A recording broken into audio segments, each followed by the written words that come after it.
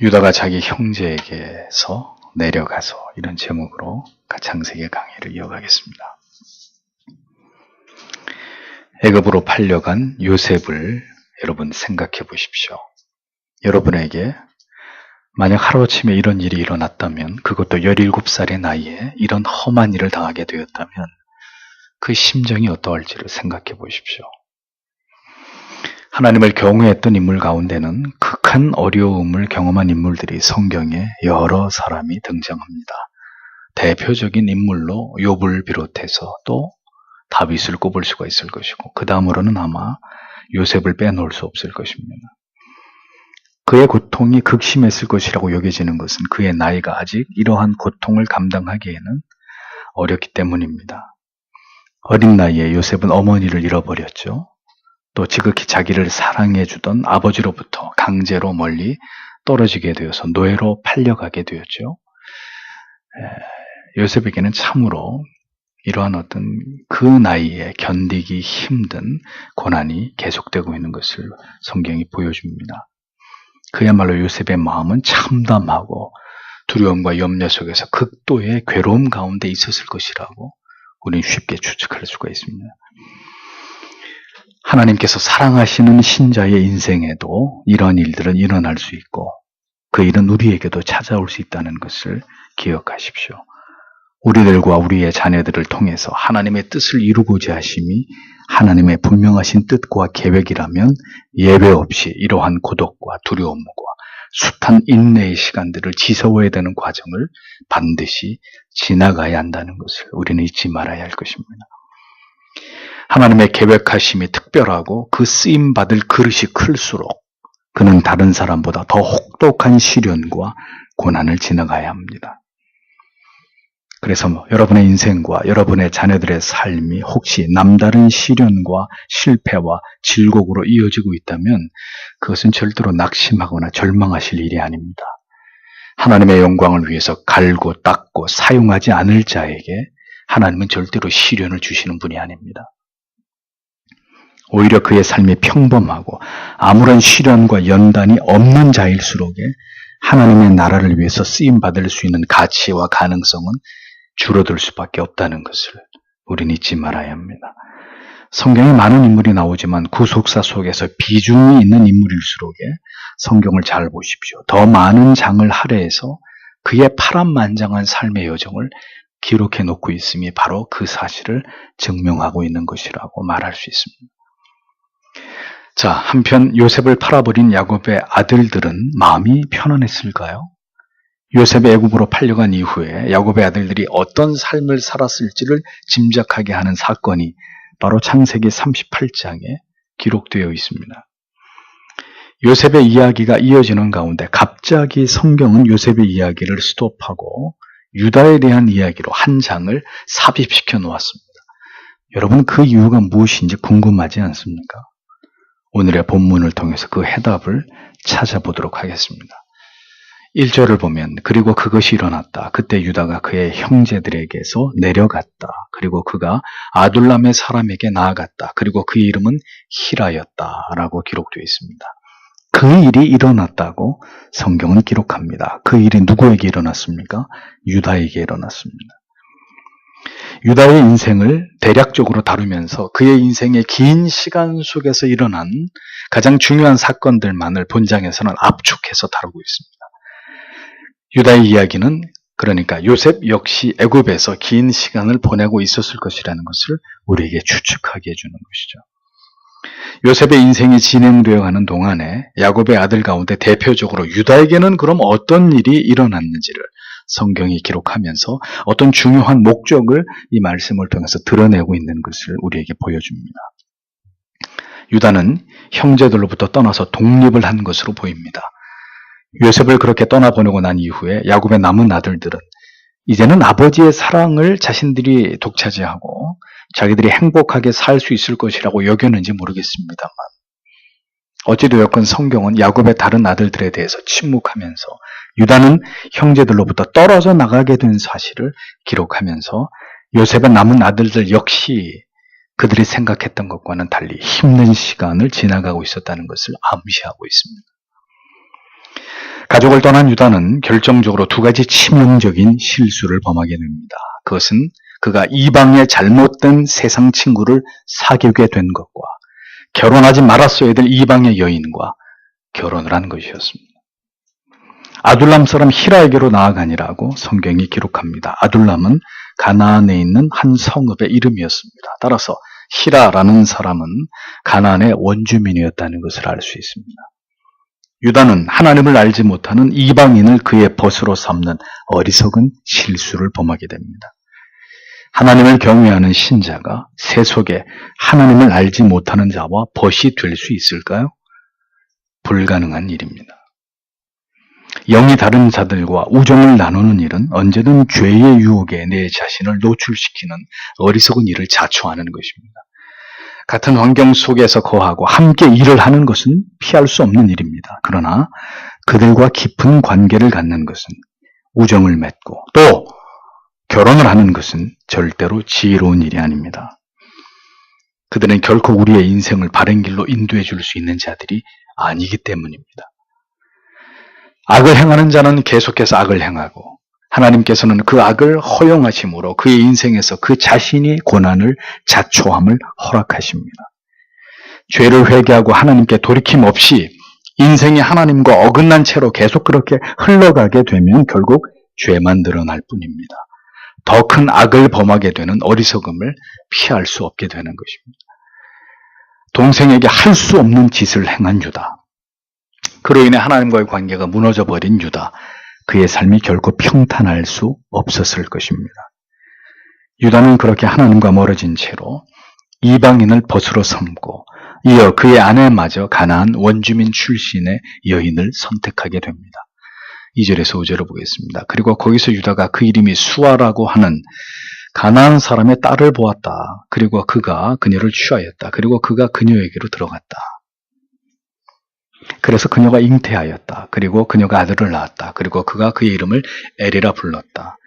그리고 그녀가 다시 잉태하였다. 그리고 그녀가 아들을 낳았다. 그리고 그녀가 그의 이름을 오난이라 불렀다. 그리고 그녀가 더하였다. 그리고 그녀가 다시 아들을 낳았다. 그리고 그녀가 그의 이름을 셀라라 불렀다. 그리고 그는 그를 낳을 때 거십에 있었다. 이렇게 기록되어 있습니다. 형제들과 아버지로부터 멀리 떨어져 나간 유다는 점점 더 타락한 길로 내려가고 있었습니다. 유다는 가나안 사람인 수아라는 자의 딸에게 반해서 그녀와 결혼을 하게 되었고 세 아들을 낳았습니다. 성경은 그 가나안의 여인의 이름조차도 밝히지 않고 있습니다. 왜요? 그 결혼은 하나님이 인정하시는, 하나님이 기뻐하시는 결혼이 결코 아니었기 때문입니다. 엘과 오난과 셀라가 그 유다와 가나안 여인 사이에서 낳은 아들들이었습니다. 유다는 하나님의 택하신 언약의 자손이면서도 가나안 이방인과 친구가 되더니 급기야 가나안 여인과 결혼까지 하게 되어서 아이까지 낳게 됩니다. 무엇인가 급격히 잘못된 길로 접어들고 있는 유다의 모습을 성경은 이렇게 충격적으로 그려내고 있습니다.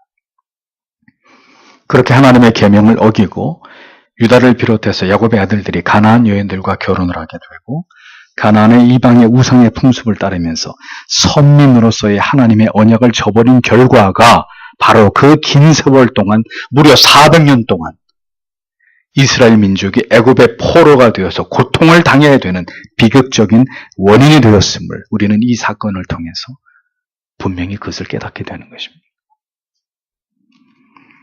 하나님을 잠시 떠날 수도 있다고 우리는 생각을 합니다. 그렇습니다. 잠시 떠날 수 있고 죄를 범할 수 있습니다. 그리고 하나님의 은혜가 있다면 다시 돌아올 수도 분명히 있을 것입니다. 그러나 그렇게 하나님을 떠난 대가는 자신뿐 아니라 다음 세대까지 하나님의 저주와 고통스러운 심판 아래 있게 될 수 있다는 점을 성도는 절대로 간과해서는 안 됩니다. 하나님을 떠날 때 모든 불행과 고통은 시작되는 것입니다.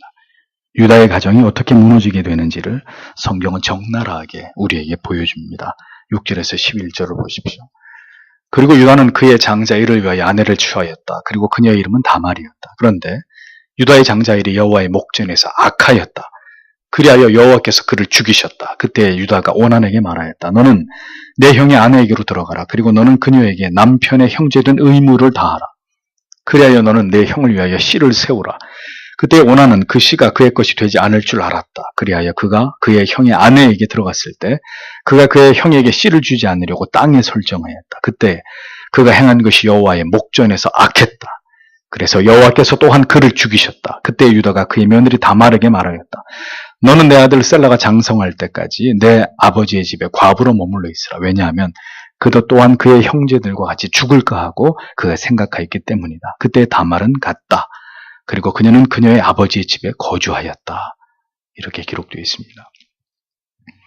유다의 인생을 대략적으로 기록하고 있기 때문에 성경은 이제 유다의 장남인 엘이 장성해서 다말이라는 여인과 결혼을 한 상황으로 건너뛰고 있습니다. 그런데 성경은 유다의 장자 엘이 여호와의 목전에서 악을 행했고 그래서 하나님이 그를 죽였다고 얘기합니다.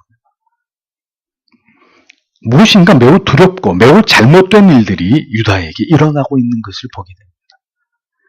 유다의 장남 엘이 어떤 죄악을 범해서 죽음까지 이르게 되었는지 성경은 구체적으로 언급하고 있지 않기 때문에 우리가 알 수 없지만 중요한 것은 하나님이 그를 살려둘 수 없을 만큼 그가 큰 죄악을 범한 것은 틀림없는 사실이라는 것입니다.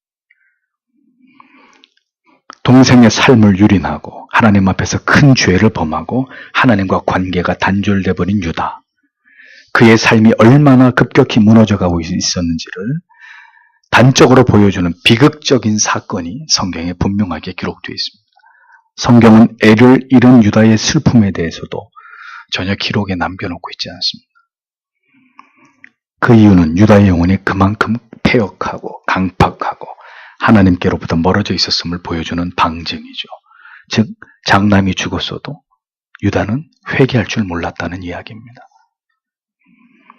유다는 둘째 아들 오난에게 형수와 결혼을 해서 씨를 받지 않은 형을 대신해서 형제의 의무를 지키라고 명합니다. 이것은 유대인들이 지켜왔던 계대 결혼에 관한 관습이었죠. 상속인이 없이 죽은 형제의 대를 이어주기 위해서 죽은 자의 형제나 그 친척이 그 미망인과 결혼을 해서 아들을 낳아주던 그런 제도였습니다. 후에 모세에 의해서 이것이 율법으로 더 확고하게 세워지게 된 것을 보게 되죠. 유다는 엘의 아버지이며 다말의 시아버지로 이 관습을 시행하고 적용해야 될 책임이 있는 사람이었습니다. 유다가 아니라 유다죠. 유다는 자신의 둘째 아들 오난에게 그래서 이것을 명령한 것입니다. 오난은 형수와 결혼해서 낳은 아들이 문제는 자기 아들이 되는 게 아니라 죽은 형의 아들이 된다는 걸 알고 있었어요. 그리고 평생 형의 아내와 그 아들을 자기가 부양해야 되는 짐을 져야 된다는 것을 둘째 오난은 알고 있었습니다. 그런데 그것을 자기가 또 많은 것을 원치 않았던 것입니다. 그래서 그는 의도적으로 형수의 임신을 피하기 위해서 부정한 행위를 저질렀고 이러한 행위는 한 번에 그치지 않고 성경의 원문에 보면 거듭 반복적으로 다말이 임신하는 것을 오난이 기피했다는 것을 알 수 있습니다. 이것은 하나님이 세우신 결혼의 신성한 법도를 어기는 것이었고 하나님께서 보시기에 심히 악한 행위였습니다. 그 결과 오난도 역시 하나님께로부터 그의 생명이 거두어짐을 당하는 징벌을 받게 됩니다. 심각한 하나님의 저주가 유다의 가문에 임하고 있었다는 것을 알 수 있는 거죠. 엘과 오난은 모두 야곱의 손자들이었습니다. 하나님께서 약속하신 언약의 종의 후손들이었습니다. 그럼에도 불구하고 그들은 모두 하나님 앞에 악을 행하고 모두 죽임을 당했습니다. 언약의 자손들은 모두 저절로 구원을 받게 되고 구원에 이르게 되고 저절로 하나님의 자녀들이 되는 것이냐? 유다의 죄악은 이렇게 그 자식들의 비극으로 이어지고 있는 것을 보여줍니다. 택자의 후손이라고 무조건 구원을 받는다고 생각하는 것은 비성경적인 착각입니다. 하나님을 알지 못하고 하나님께서 기뻐하시지 않는 길로 기어이 고집스럽게 행할 때 그리고 그 길로부터 결국 돌이키지 않을 때 그는 택자가 아님을 스스로 증명하게 되는 것이고 유다의 아들들처럼 비극적인 죽음을 맞이할 수도 있다는 것을 우리는 기억해야 할 것입니다. 이방인 여인과 결혼한 유다, 그는 두 아들을 잃는 비극을 경험하게 됩니다. 이 모두가 그 자신의 죄악이 빚은 결과였다는 거죠. 이제 유다에게 남은 아들은 아직 어린 셀라뿐이었습니다. 유다는 자부인 다말에게 셀라는 아직 어리니 그가 장성할 때까지 친정에서 기다리고 있으라고 말합니다. 그러나 유다의 본심은 셀라까지 다말에게 주게 되었을 때 그도 죽임을 당할까 염려했기 때문에 유다가 그 일을 지금 고의적으로 피하고 있었다고 성경은 이야기합니다. 다말은 시아버지의 말을 믿고 친정에서 유하고 있었습니다. 두 아들을 잃었습니다. 그런데도 유다는 마음을 돌이켜서 하나님을 바라보지 않았습니다.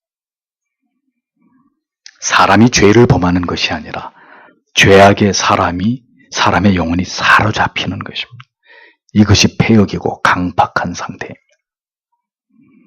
그렇게 되면 전혀 영적인 반응을 할 수 없고 하나님의 특별한 은총이 없이는 자기의 힘으로 결코 스스로 자기의 죄를 깨닫고 하나님께 돌이킬 수 없습니다.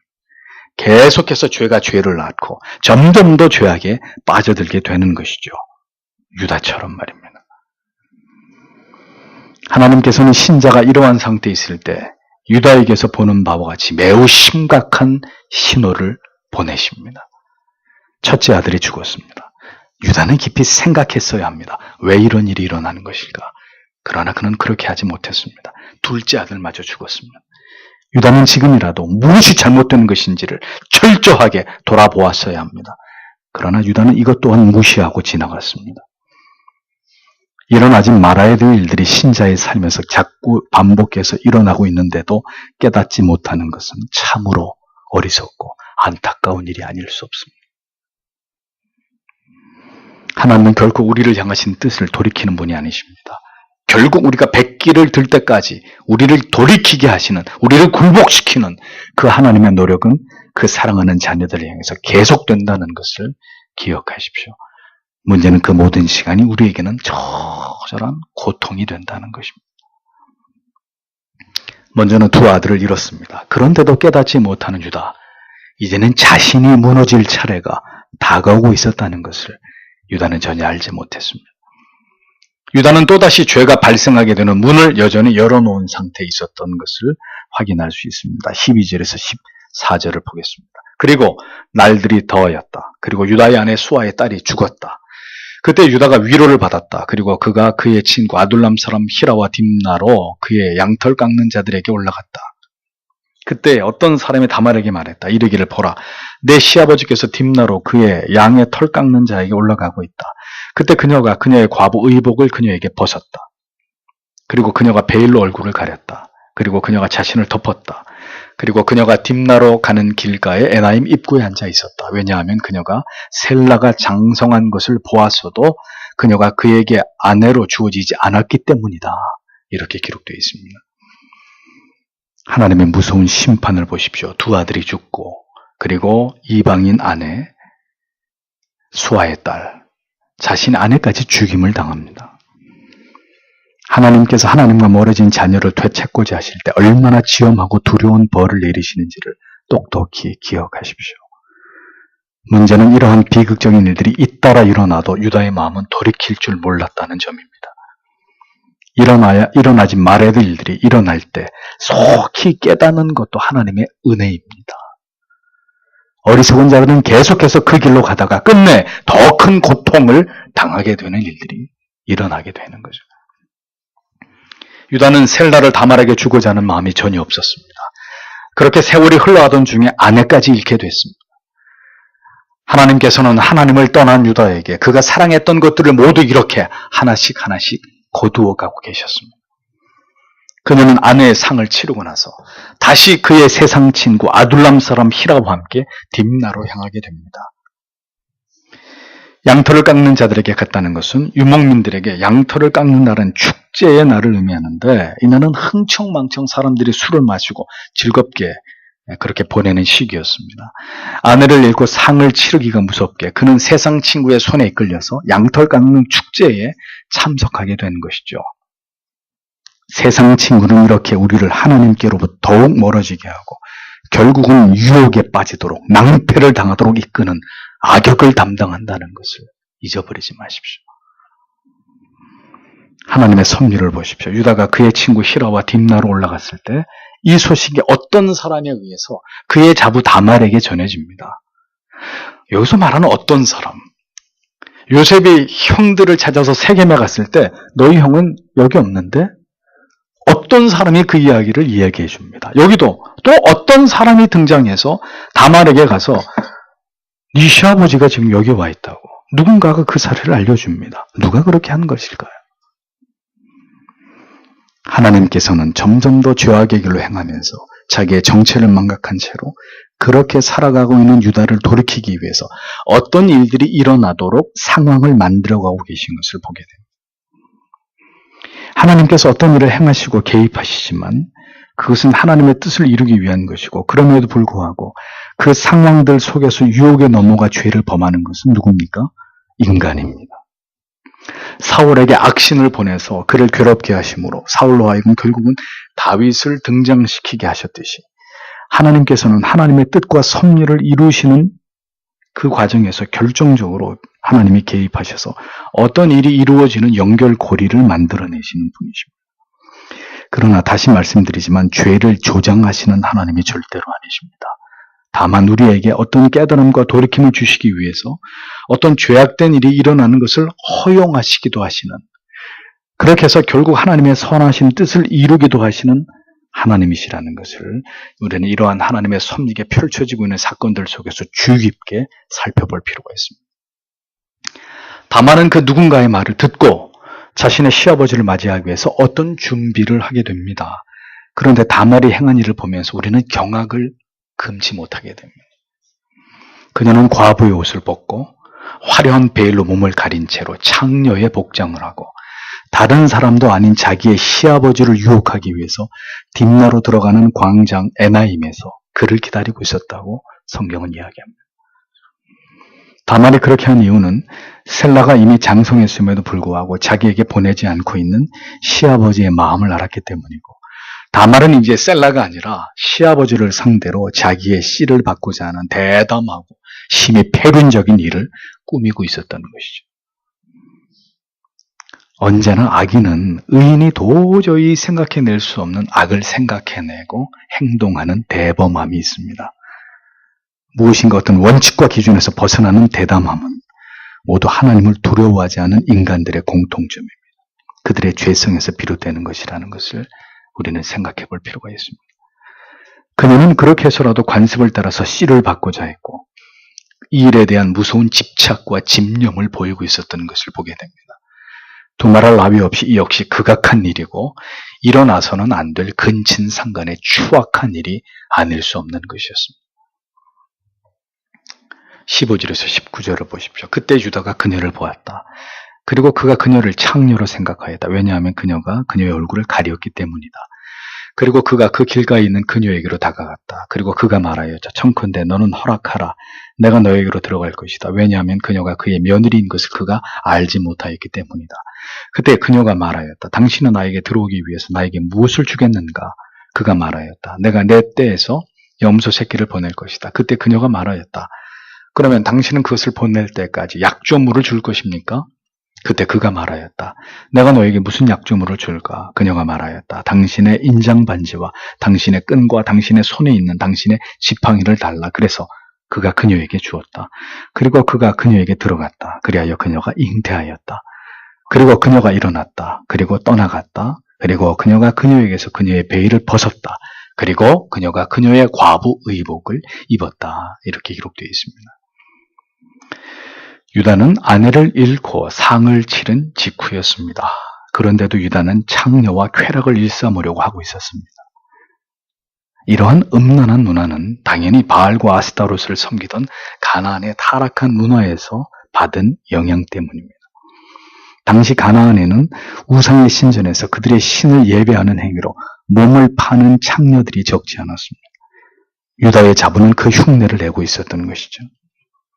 그리고 이미 가나안의 친구, 가나안의 아내를 통해서 가나안의 문화를 깊이 받아들인 유다도 부끄러움 없이 창녀와 몸을 썩는 이러한 짓을 저지르고 있었던 것입니다.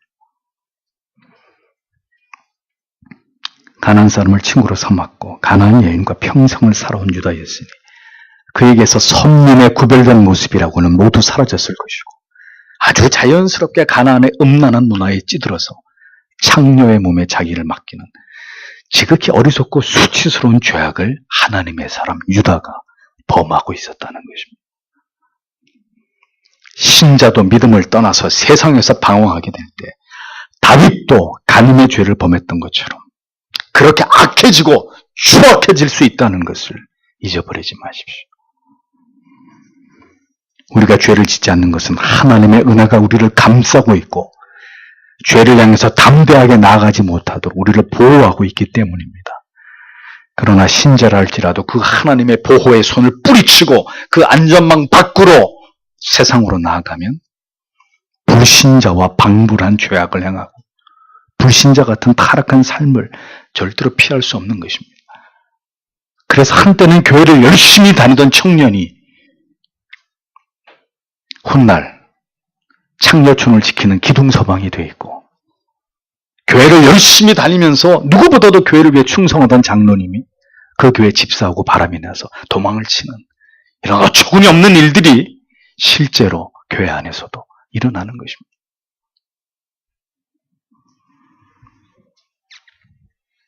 은혜를 잃어버리고 우리가 누구인지를 망각하게 될 때 우리는 처참하게 죄악이 무너지고 폐역하고 강팍한 지경에 이를 수 있게 됨을 우리는 유다의 모습 속에서 확인할 수 있습니다. 그 창녀는 다름 아닌 자신의 자부라는 사실을 전혀 알지 못한 채 유다는 며느리와 동침을 했고 그 대가로 염소 새끼를 보내겠다고 말했는데 영악한 다말은 대가를 받기 전에 먼저 약조물을 달라고 얘기합니다. 그래서 유다는 자기의 반지, 팔찌, 지팡이를 그녀가 요구한 대로 넘겨줍니다. 당연히 후에 이것들은 결정적인 증표가 되었던 것을 이후에 우리는 보게 되죠. 당시 인장 반지와 팔찌, 지팡이에는 모두 개인의 표식과 글귀가 조각되어 있었습니다. 그래서 그것만 딱 보더라도 이게 누구의 것인지를 어렵지 않게 또 이 사람이 속한 부족까지 지파까지 알 수 있는 아주 중요한 표식이 반지와 팔찌와 지팡이였습니다. 영악한 다만은 그것을 알고 있었기 때문에 유다에게서 그 물건을 내어놓으라고 요구한 것이죠. 성경은 왜 메시아가 태어날 유다 지파와 그리고 메시아의 족보에 기록될 이방의 죄악된 여인의 이 같은 추악한 이야기들을 여과 없이 기록하고 있는 것일까요? 여기서 우리는 유다 이야기가 요셉의 이야기 속에 삽입된 두 번째 이유를 알게 됩니다. 그것은 전적으로 타락하고 부패한 인생들이라 할지라도 예수 그리스도께서는 그들 가운데 한 인간으로 오셔서 그 모든 죄악에서 우리를 구원하고자 하심이 하나님의 위대한 뜻이라는 것을 드러내시기 위함이죠. 그리스도의 족보에 등장한 여인들을 보십시오. 이방인들이었습니다. 라합, 밧세바, 다말까지 모두 이방의 여인들이었고 그들은 큰 죄를 범한 여인들이었습니다. 성경은 절대로 구원에 있어서 인간의 공로를 전혀 허락하지 않고 있습니다. 예수 그리스도의 족보조차도 죄인들로 힘이 부족한 자들과 이방인들로 채워져 있다는 것을 성경은 똑똑히 보여줍니다. 이는 하나님께서 베푸시는 구원의 은총의 범위와 능력이 인간의 모든 죄를 초월해서 유대인뿐만 아니라 모든 이방인들까지도 포함됨을 우리에게 상징적으로 나타내기 위함이라는 것을 우리에게 깨닫게 해주는 것이죠. 인간의 모든 추악한 죄악들을 모두 덮으신 하나님의 아들의 위대한 대속의 은총과 그 능력을 웅변적으로 설명하기 위해서 우리는 그리스도의 족보에 이러한 하나님의 섭리들이 나타나고 있는 것을 주목하게 되는 것입니다. 유다의 이야기는 구속사적인 관점에서 이와 같은 중대한 교훈을 우리에게 던져주고 있는 것입니다. 다만은 결국 시아버지의 씨를 받게 되었고 임신을 하게 됩니다. 그리고 그녀는 다시 과부의 옷으로 갈아입고 일상으로 돌아갑니다. 이러한 일들을 알 까닭이 없는 유다는 그 일을 대수롭지 않게 여기고 지나가게 됩니다. 20절에서 23절을 보겠습니다. 그리고 유다가 그 여인의 손에서 그 약조물을 찾기 위하여 그의 친구 아둘람 사람의 손에 염소 새끼를 보냈다. 그러나 그가 그녀를 찾지 못하였다. 그때 그가 그곳의 사람들에게 물었다. 이르기를 길가 에나임에 있던 그 창녀가 어디 있는가? 그때 그들이 말하였다. 여기에는 창녀가 없다. 그래서 그가 유다에게 돌아왔다. 그리고 그가 말하였다. 내가 그녀를 찾지 못하였다. 그리고 또한 그곳에 사람들이 말하였다. 여기에는 창녀가 없다. 그때 유다가 말하였다. 그녀가 그것을 가지도록 하라. 우리가 멸시를 당할까 하노라. 보라, 내가 이 염소 새끼를 보냈다. 그러나 내가 그녀를 찾지 못하였다. 이렇게 기록하고 있습니다. 유다는 창녀라고 자기의 신분을 속인 자부에게서 자기의 물건을 돌려받기 위해서 친구를 시켜서 염소 새끼를 보냅니다. 그는 왜 친구를 대신 보냈을까요? 하나님을 멀리 떠나 있었어도 아직 그의 양심은 완전히 죽지 않았기 때문입니다. 그는 자기가 심히 부끄러운 짓을 창녀와 행했다는 것을 깨닫고 있었다는 거죠. 그런데 부탁을 받은 친구로부터 유다는 뜻밖의 말을 듣게 됩니다. 유다의 이방 친구 히라는 유다의 부탁을 받고 염소 새끼를 가지고 창녀에게 찾아갔지만 그곳에는 창녀가 없었고 사람들의 말이 이곳에는 원래 창녀가 없다는 말을 듣고 돌아오게 됩니다. 그리고 자기가 보고 들은 것을 유다에게 말해줍니다. 유다는 창녀와 쾌락을 즐긴 것으로 인해서 사람들에게 자신이 부끄러움을 당할 것을 염려해서 그 일을 그냥 덮고 어물쩍 넘어가기를 원했습니다. 다시 말씀드립니다. 선민이라 할지라도 구원받은 하나님의 자녀라 할지라도 그 거룩한 정체성은 언제든지 잃어버릴 수 있는 것입니다. 구원의 확증이 있다 하더라도 하나님께 불순종하고 악의 세력과 결탁하고 결국은 죄를 범하게 되면 신자라 하더라도 얼마든지 추악하게 타락할 수 있습니다. 신자라 하더라도 그렇게 죄악에 철저하게 무너지는 경험을 통해서 우리가 더 겸손하게 되고 우리에겐 아무런 의와 선이 존재하지 않는다는 것을 뼈저리게 경험하게 되는 그런 일이 일어날 수 있다는 거죠. 유다는 이제 자신이 행한 부끄러운 일이 자신의 자부에게 행한 일이라는 충격적인 사실을 깨닫게 됩니다. 24절에서 26절을 보겠습니다. 그리고 석 달쯤 후에 어떤 사람이 유다에게 고하였다. 이르기를 당신의 며느리 다말이 간음하였다. 그리고 또 보라, 그녀가 간음으로 인해 잉태하였다. 그때 유다가 말하였다. 너희는 그녀를 끌어내라. 그리고 그녀를 불사르라. 그녀가 끌려 나왔다. 그때 그녀가 그녀의 시아버지에게 보내었다. 이르기를 이것들을 가지고 있었던 사람으로 인해 내가 잉태하였습니다. 또 그녀가 말하였다. 청컨대 당신은 이 도장과 끈과 지팡이가 누구의 것인지 살피소서. 그때 유다가 알아보았다. 그리고 그가 말하였다. 그녀는 나보다 의롭다. 왜냐하면 내가 그녀를 내 아들 셀라에게 주지 않았기 때문이다. 그리고 그가 다시 그녀와 동침하지 않았다. 라고 적고 있습니다. 유다가 그의 며느리와 부끄러운 짓을 범한 이후 3개월이 지나자 하루는 어떤 사람이 또 여기서 어떤 사람입니다. 유다에게 와서 그대의 자부가 간음을 범했다는 소식을 전해줍니다. 고대 가부장적인 사회에서는 한 가문의 가장에게 그에게 속한 가족들에게 생명을 거둘 수 있는 권한이 있었습니다. 여러분 지금도 이슬람 사회를 보십시오. 이러한 법을 지켜서 배도를 한 자기 아내나 아들이나 딸을 누가 죽이죠? 아버지가 죽일 수 있습니다. 지금도 그래서 죽는 사람이 허다하잖아요. 이슬람 국가들을 보면. 유다는 아직은 법적으로 자신의 며느리였고 셀라와 결혼을 약속한 사이이기 때문에 간음을 저지른 며느리를 불에 태워 죽이라고 명령합니다. 자기는 그렇게 부도덕한 짓을 저질러 놓고 자기의 자부에 대해서는 가혹한 벌을 내리는 유다의 이중적인 인격을 보십시오. 자신의 잘못에 대해서는 한없이 관대하고 다른 사람의 죄에 대해서는 한없이 가혹하고 잔인하는 것이 추악한 인간의 본성이라는 것을 우리는 알게 되는 거죠. 영악한 며느리 다말은 시아버지 앞에 끌려나가면서 유다에게 받은 약조물을 증거로 제시합니다. 이것을 내게 준 사람이 나를 임신시켰습니다. 그 사람이 누구인지 찾아볼까요? 그 사람이 누군지를 확인해 보시라고 요청하죠. 유다는 그 증거물이 자신의 것임을 한눈에 알아보았습니다.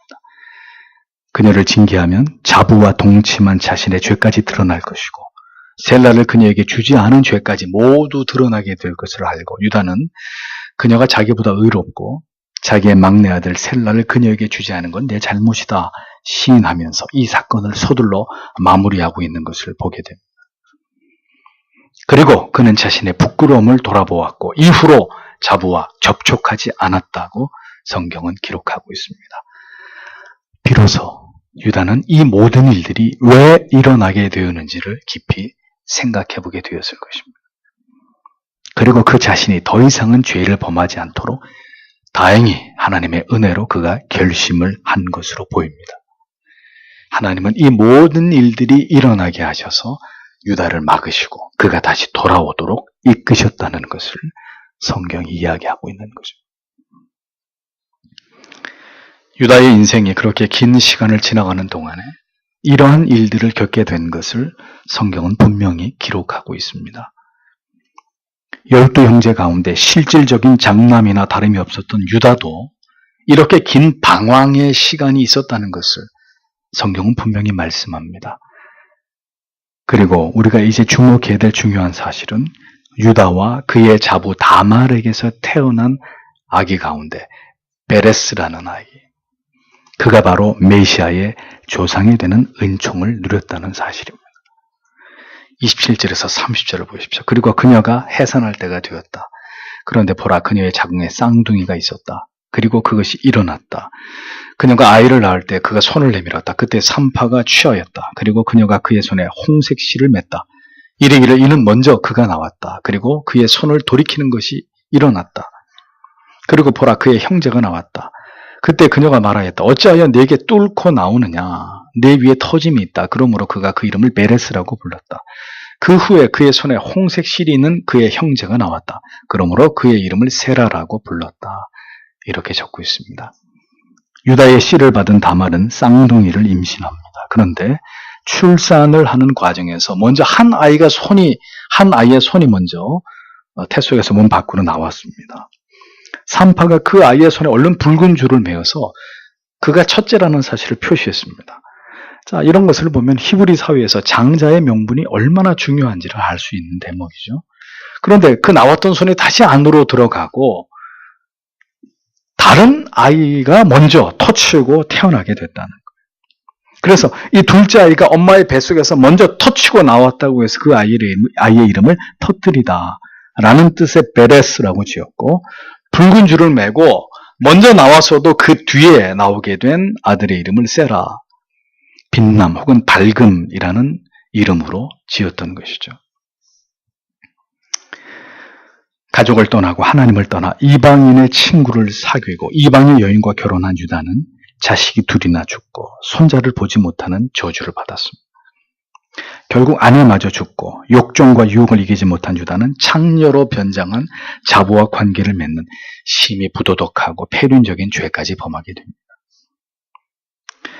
이 모두가 요셉을 그렇게 만들고 가족을 떠나고 하나님을 멀리한 결과였다는 거죠. 놀라운 것은 그럼에도 불구하고 하나님께서는 유다와 자부 사이에 태어난 그 부끄러운 씨앗인 베레스를 통해서 예수 그리스도의 족보를 이어가게 하셨다는 점입니다. 하나님께서는 이방인 다말에게 자식을 갖고자 하는 강력한 마음을 주셨고, 물론 그 방법은 부도덕하고 악한 것이었지만 시아버지의 씨를 받아서 결국은 아브라함의 자손을 이어가게 하셨습니다. 하나님께서는 이 모든 인간이 저지른 악한 죄악까지도 사용하셔서 결국은 메시아가 태어나게 되는 족보를 형성해 가고 계신 놀라운 섭리를 창세기는 이 유다의 이야기를 통해서 우리에게 설명해 주고 있는 것입니다. 여러분, 하나님의 뜻을 이루는 과정과 그런 그 방법은 항상 이렇게 죄악된 방법이어야만 할까요? 절대로 그렇지 않습니다. 하나님의 뜻에 순복하고 복종하면서 아름다운 길로 행해서 하나님의 섭리를 이루는 것이 가장 바람직한 일입니다. 그러나 타락한 인생들이 그 올바른 길로 행하지 못하고 결국 죄악된 길을 선택하게 되더라도 하나님의 궁극의 뜻과 섭리는 분명하게 이루어지게 된다는 것을 성경은 우리에게 보여주고 있는 것일 따름이죠. 믿지 않는 자와 벗이 되고 나아가 결혼을 하는 것은 분명히 하나님의 뜻을 거스르는 불순종이고 그 대가는 참혹한 것이었습니다. 그러나 그럼에도 불구하고 하나님은 이 모든 죄악을 통해서 하나님의 뜻이 진행되고 이루어지게 하셨습니다. 또한 그로 인해서 유다를 버리시는 하나님이 결코 아니었다는 것을 성경은 기록합니다. 메시아의 족보에 이 같은 죄인들과 이방의 여인들이 등장하는 것이 그리스도께 불명예스러운 일이 되는 것일까요? 그렇지 않습니다. 앞에서 말씀드린 대로 그리스도께서 죄인을 구원하시기 위해서 이 세상에 오신 그 숭고하고 위대한 복음의 가치와 정신을 이보다 더 잘 표현해낼 수 있는 그런 증거는 없는 것입니다. 그런 의미가 있는 것이죠. 성경은 메시아의 족보가 이렇게 죄악으로 얼룩지고 이방 여인들이 등장하게 되는 이러한 일들을 통해서 하나님의 구원 계획은 이렇게 전적으로 타락하고 무능한 죄인들을 하나님의 아들을 통해서 구원하시기 위함이고, 그 구원의 범위는 절대로 유대인뿐만이 아니라 모든 택하신 이방인들까지 확장될 것이라는 것을 분명하게 예표하고 있는 것을 보여주고 있습니다. 야곱도 그의 아들들도 이렇게 하나님 보시기에 여전히 부족하고 허물이 많았지만 언약의 하나님께서는 신실하게 그런 그들을 붙들고 가시면서 그 언약을 끝까지 이루어가고 계시는 것을 성경은 우리에게 보여줍니다. 다만 우리가 우리 자신이 누구인지 망각하고 세상으로 나아가 죄를 범하고 하나님을 멀리할 때 유다의 생애처럼 우리에게 고통이 찾아올 수 있고, 이스라엘의 아들들이 이러한 죄악으로 인해서 결국은 애굽에서 400년이나 이스라엘의 후손들이 먼저 하나님께 철저하게 연단을 받고 고통의 세월을 보내야 되는 엄청난 대가가 지불됐다는 점을 우리는 절대로 간과해서는 안 된다는 것입니다. 죄를 미워하시나 죄인을 미워하지 않으시는 하나님, 죄에 대해서 징계하시나 결국 구원의 언약을 끝까지 굳게 지켜나가시는 하나님, 모든 하나님의 자녀들을 통해서 이루고자 하시는 하나님의 모든 섭리와 계획들을 성실하게 이루어 가시는 하나님이시라는 것을 성경은 우리에게 똑똑하게 가르쳐주고 있습니다. 유다의 이야기는 이러한 점에서 우리에게 귀한 교훈을 제공해주고 있는 것입니다. 이 말씀이 주는 깨달음이 우리를 더욱 하나님께 한 걸음 다가가게 하기를 원하고, 부디 우리의 삶을 고치고 변화시키시고 더 하나님의 뜻과 섭리 속에서 복되고 아름다운 삶을 살아가도록 우리를 인도해 주시기를 간절히 소망합니다. 우리가 어떤 죄악 가운데 넘어지더라도 하나님은 유다에게 그렇게 하셨듯이 반드시 우리를 붙들어 일으켜 세우십니다. 그러나 그 모든 과정은 견디기 힘든 고통의 흔적을 고스란히 우리에게 남기게 된다는 사실을 잊어버리지 마십시오. 오직 한 번뿐인 우리의 인생을, 우리의 삶을 하나님 앞에서 어떻게 살아가야 할지를 우리는 이러한 하나님의 말씀을 묵상하면서 매일매일 그것을 진지하게 생각하고, 그리고 하나님께 기도해야 될 이유가 바로 여기에 있는 것입니다. 기도하겠습니다.